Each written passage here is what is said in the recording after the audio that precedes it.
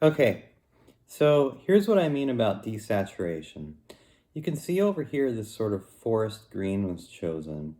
And then over here is the appropriate gray to match the brightness of that green.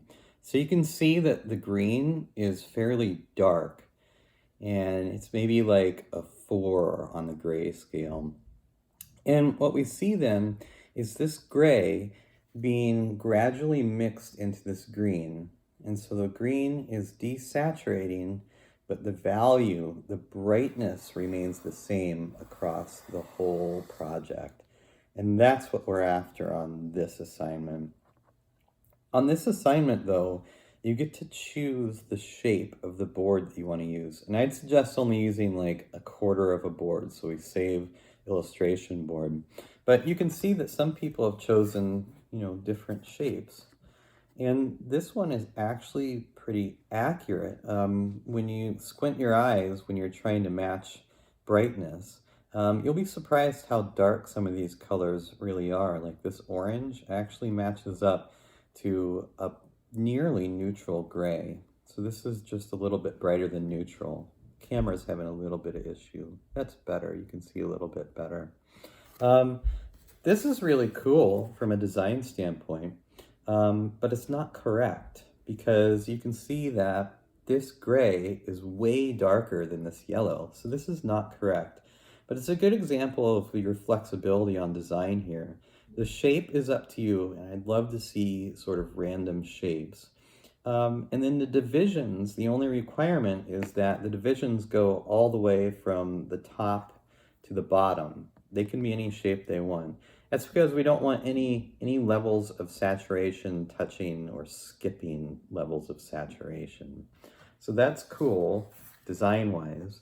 That's cool design-wise, but you can see this is way wrong, right? Like this yellow is so bright and the gray is so dark. So these two are good examples of what we're after, especially this green one. I think the green one's the best. I wouldn't want you to choose a color much darker than a green like this because I think it wouldn't show the desaturation very well. So what I was mentioning in figuring out the brightness of the gray you need to come up with. Say we've got this ultramarine blue here. It looks fairly dark on your screen, I can tell. This blue is actually a pretty dark gray. And so what you're doing then is making a pile of that blue. And you make a fairly large pile of the gray that goes with it because you want to have enough paint, right? So I'm just making some smaller piles just for this demo's sake. And it really helps to squint your eyes because when you do that, you shut down the cones a little bit in your eyes and you see more with just value, just brightness. So right now, this gray is a lot lighter than this blue. So I'm going to add more black to it and see if I can get to the brightness of the blue. Remember, we're looking here at brightness, not saturation. And don't get those terms confused. So the blue is full intensity. And here we're getting a lot closer to the actual brightness of the blue.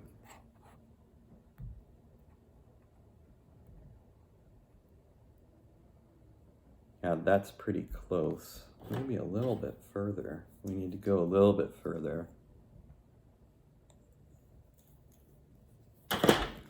So really you're going to want to make like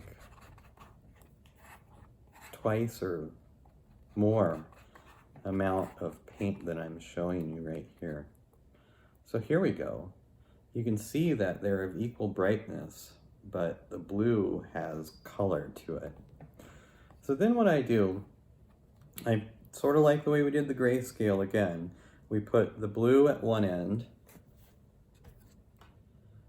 We put the correct gray at the other end, and then shoot for somewhere in the middle so we can do our calibration. So to shoot from somewhere in the middle, we would take the blue, take the gray, and then we'll get a little bit of a different gray, but it's also got blue in it.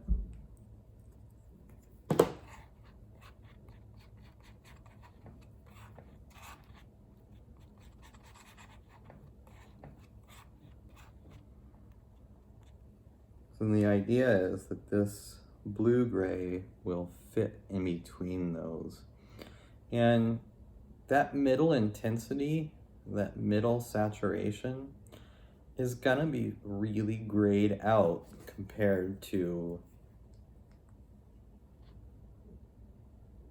when we get into the more saturated, closer to the blue grays. So there's an even more blue one. And if I put the blue back out, hopefully you'll see all of these swatches I'm making and how different they are in terms of the amount of hue, the amount of intensity versus just grayness. So you can see we've got a lot of different blues. The full saturation blue up here. Not sure if the camera's picking it up well, but here's sort of a middle saturation between the blue and the full gray. You can see it's a gray with blue in it. Again, as always, questions in the discussion area for this assignment 4, and I'll talk to you later.